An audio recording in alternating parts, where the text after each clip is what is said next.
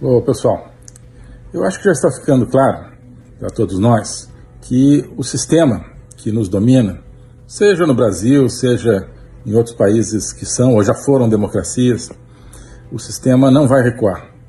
Esse sistema de moer o espírito, esse sistema de destruir a liberdade, de destruir a própria humanidade, não vai recuar. E, ao mesmo tempo, nós vemos que há mais e mais pessoas tomando consciência disso, tomando consciência de que é preciso que a gente reúna todas as forças que nós temos para defender a dignidade, a liberdade humana. Para analisar esse momento é que eu ofereço a vocês todo o trabalho que nós temos na Academia Folha Política.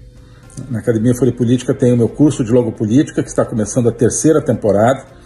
Nós estamos com um programa muito vasto que vai na filosofia, na história, no pensamento político, no pensamento filosófico ocidental, buscar as raízes da nossa força e, ao mesmo tempo, entender por que com a destruição de todo esse pensamento, esse arcabouço civilizacional, nós estamos indo rumo ao abismo do totalitarismo, o mundo se transformando numa grande China comunista. Nós analisamos isso lá, nós analisamos também o passo a passo de ações, de fatos que acontecem toda semana, num sentido ou no outro, no sentido da liberdade ou do totalitarismo, na Agenda 2030, que é o programa de atualidades, e temos várias outras iniciativas na Academia Folha Política. E para conhecer esse trabalho, esse material, eu queria hoje oferecer a vocês uma promoção especial, que é a promoção O Começo do Recomeço. É uma promoção onde você terá acesso a tudo isso com uma anuidade de apenas R$ 349. Então, R$ 349 com acesso a todo o material que já está lá e ao novo material que vai aparecendo toda semana durante um ano.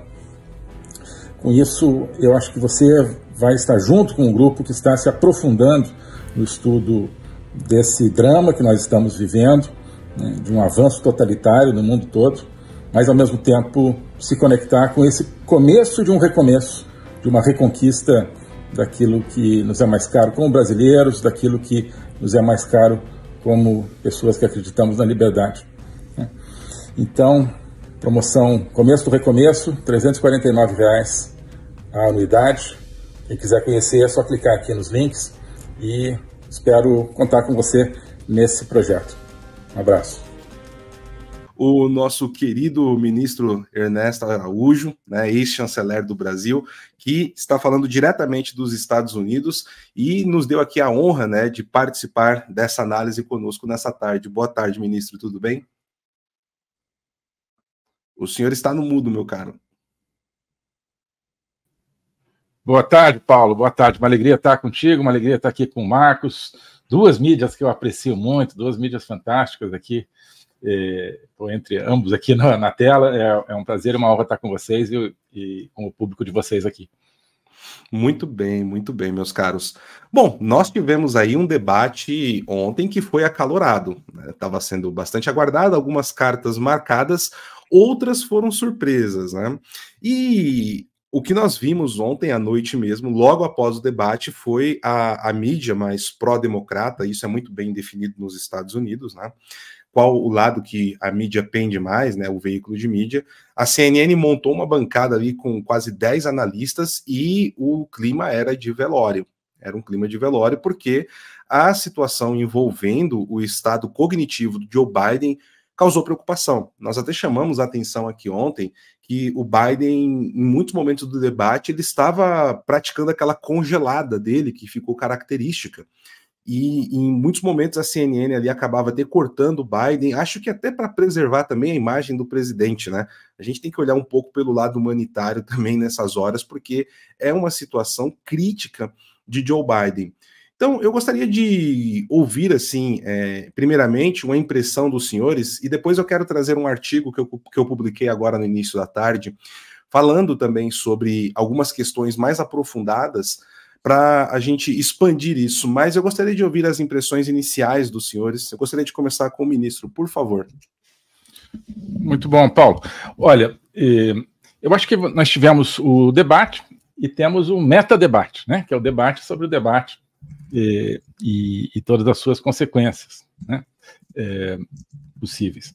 No debate em si, eu, claro, tenho, como todo mundo, essa impressão básica de uma incapacidade do atual presidente Joe Biden de levar adiante uma campanha, uma discussão sobre os temas de uma campanha presidencial do jeito que se espera sempre numa campanha, né?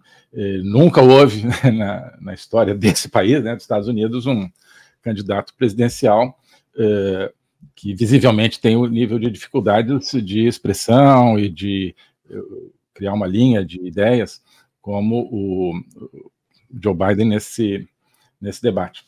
Então, primeiro, claro, o fato básico, acho que foi essa demonstração de uma fragilidade cognitiva, como você dizia, né?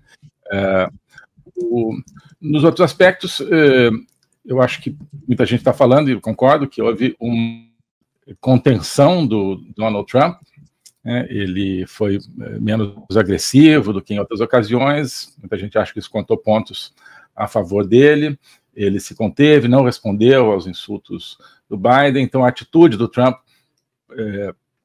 também chamou atenção como uma atitude menos belicosa do que muita gente esperava. Atitude. A questão de conteúdo, né? Acho que nenhuma novidade, como cada vez menos há novidades em termos programáticos ou de ideias nos debates, né? Pessoas ficam normalmente discutindo quase como se fossem memes, né? Muito mais do que ideias propriamente, né? Mas brevissimamente, pontos que me chamaram a atenção foram, claro, o que a gente presta também muita atenção, os temas de política internacional, quando o Trump disse que não apoiaria uma ideia de paz na Ucrânia como quer o Putin, né, dando um pedaço da Ucrânia para a Rússia. Acho que isso foi muito importante como mensagem diante desse, que é talvez o principal hoje tema da cena internacional, né?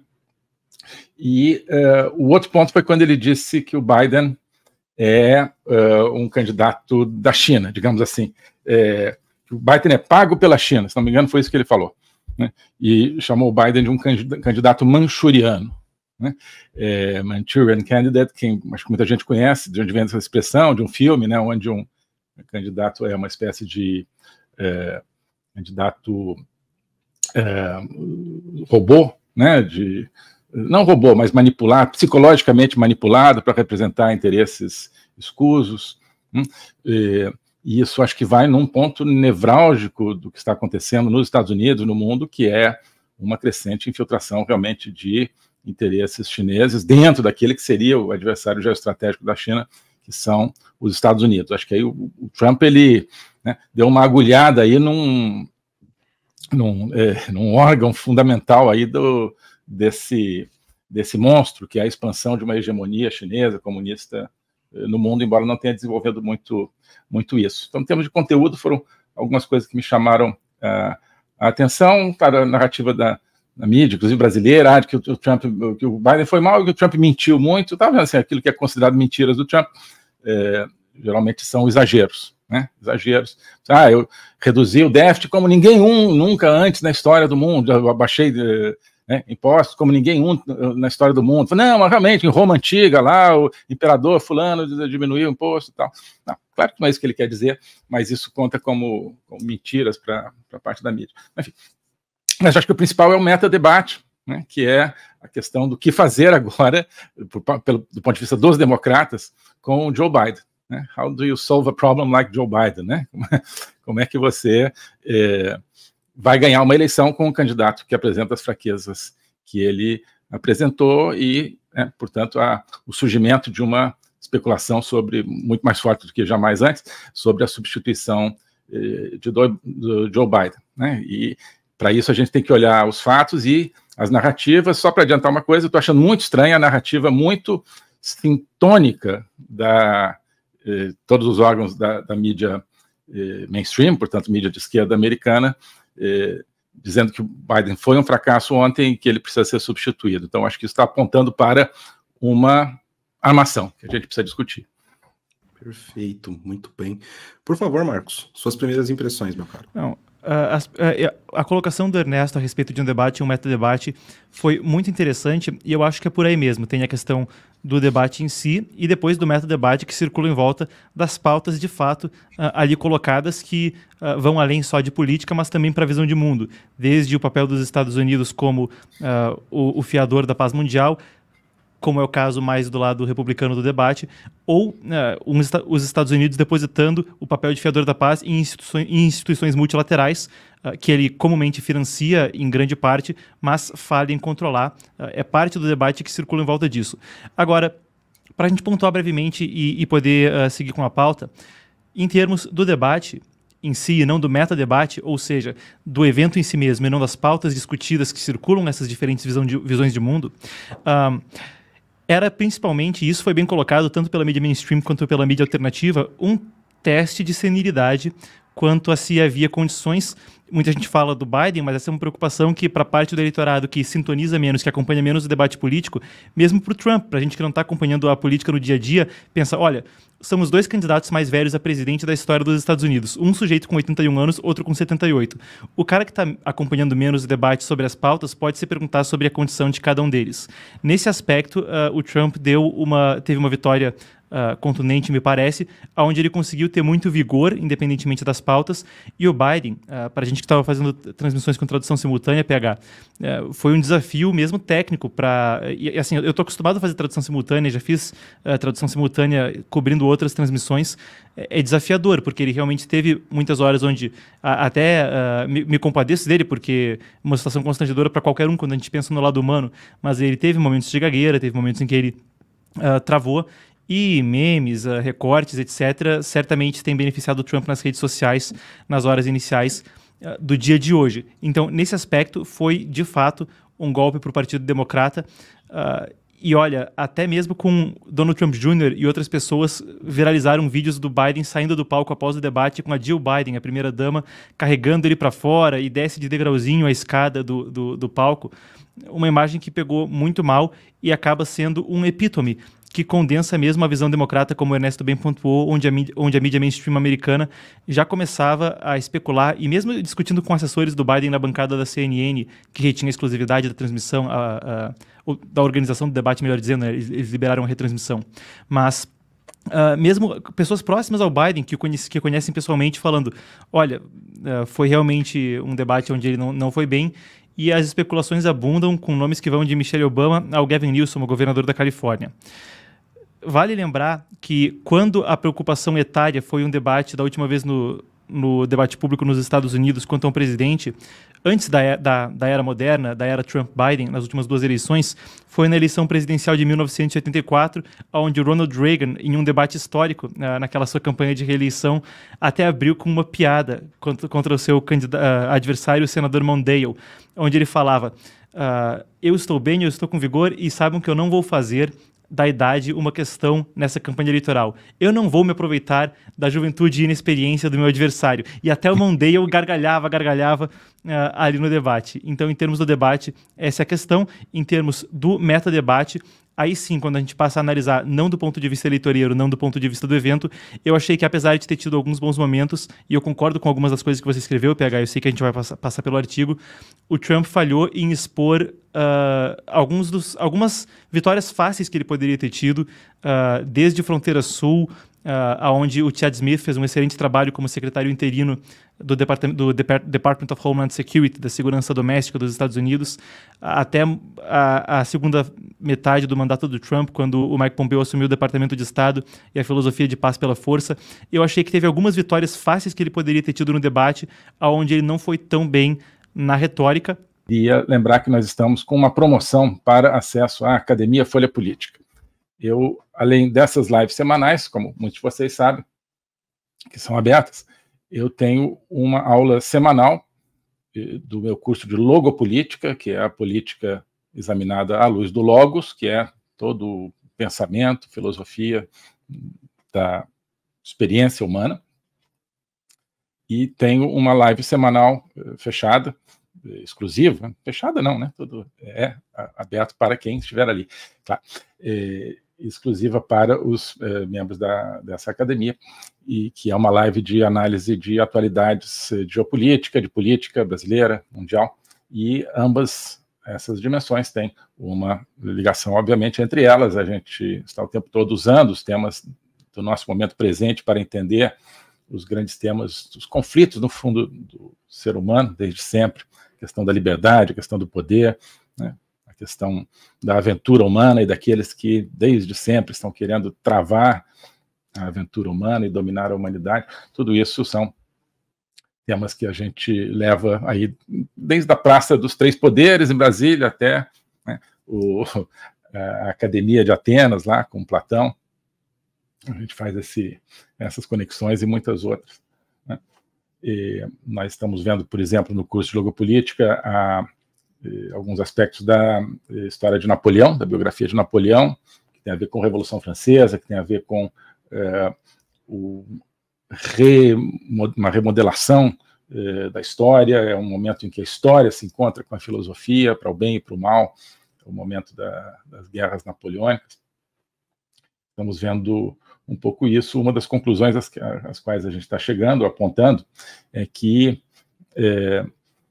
nós estamos voltando, eu acho, a viver uma época de intensidade histórica, né? Diferentemente de todo um período de estagnação, estamos vivendo uma época de reintensificação da história, talvez semelhante àquela do período napoleônico, né? E isso é bom, isso é fundamental, porque a estagnação está levando as nações e a própria existência do espírito humano ao desaparecimento. No Brasil também, eu acho que estamos, quem sabe, né, nessa onda, mas nem tanto hoje, infelizmente. Precisamos voltar à crista da onda. O Brasil estava na vanguarda dessa reintensificação da história ali entre 2013, 2018, 2019, 2020. Né? Hoje nós caímos lá para trás. Hoje o Brasil, do jeito que está, é uma das forças que estão puxando a humanidade para baixo, né? Tem outras que estão puxando para cima. Vamos falar de tudo isso, estamos falando de tudo isso na Academia Folha Política. Então, e temos uma promoção, que é a promoção Começo do Recomeço. Esse começo do recomeço tem a ver com essa reintensificação da história, com esse, né, tomar de novo a história nas mãos, tentar transformar as coisas. E esse é o conceito, né? Começo do Recomeço, que foi um título, aliás, de uma live nossa aqui. E a promoção consiste no seguinte: R$ 349 te dão acesso a todo o conteúdo da Academia Folha Política por um ano inteiro. É o preço da anuidade, né, da academia. Tem também a opção mensal, R$ 40 por mês, dá R$ 480, claro, por ano. Então, também está disponível, mas se você optar, eu acho que vale a pena, pela anuidade, né, você tem, portanto, um excelente desconto e acesso a um material que já está presente lá e que vai sendo acrescido a cada dia, e você vai não só ter acesso a isso, mas participar da construção, digamos, desse material, dessa história, desse projeto de descobrimento, desse projeto de uma modesta aventura intelectual, tá? Essa é a nossa proposta. Então, estamos aqui com os links, as referências para essa promoção, que é a promoção Começo do Recomeço, Academia Folha Política, com esse conteúdo que eu descrevi e várias outras coisas. Bom, o globalismo existe, é uma coisa concreta. Ele é composto pelo Great Reset, do Fórum Econômico Mundial, pelo projeto hegemônico da China, pelo programa de manipulação e conquista da América do Sul pelo Foro de São Paulo e outros elementos. E esses elementos, eles atuam uns em benefício dos outros, sempre, principalmente, através do controle da linguagem, porque o controle da linguagem é o controle do nosso pensamento. Então nós estamos tendo o nosso pensamento reprogramado, e essa reprogramação vai contra a nossa liberdade, vai contra a essência do ser humano. Isso é o globalismo. Com base nesse estudo, nessa experiência, é que eu criei o curso de Logopolítica. Toda semana eu dou aulas sobre geopolítica, literatura, filosofia, cultura de um modo geral, tudo isso em conjunto formando um espaço de conhecimento que eu denomino a logopolítica, para nós não apenas entendermos a ameaça do globalismo, mas podermos nos contrapor a ela. Se você quiser entrar nesse projeto de conhecer o globalismo e enfrentar o globalismo, clique aqui.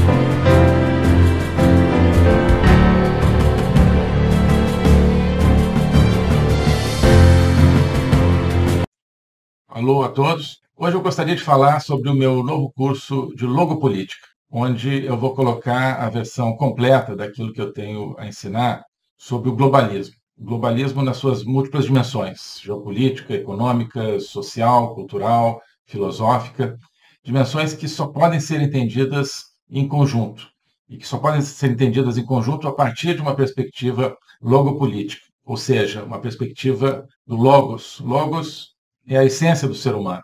É a racionalidade, mas é também a linguagem e a capacidade de se comunicar e de sentir a transcendência. E essa essência do ser humano está ameaçada e, por isso, a gente precisa entendê-la numa perspectiva logopolítica, portanto, política, ou seja, que tem a ver com a discussão do destino, com a luta pelo destino. Portanto, logopolítica diz respeito à luta e ao combate pelo futuro da humanidade, pela essência do ser humano, que está ameaçada justamente pelo globalismo. Ensinar isso, para mim, é uma missão que eu quero compartilhar com vocês. É uma aventura intelectual para a qual eu quero convidar vocês, uma aventura que é fundamental para que possamos participar da luta justamente por um mundo verdadeiro, por um mundo autêntico, por um mundo que preserve a essência do ser humano, um destino de uma humanidade livre, de uma humanidade aberta justamente ao logos e a toda a sua complexidade. Nesse curso você vai entender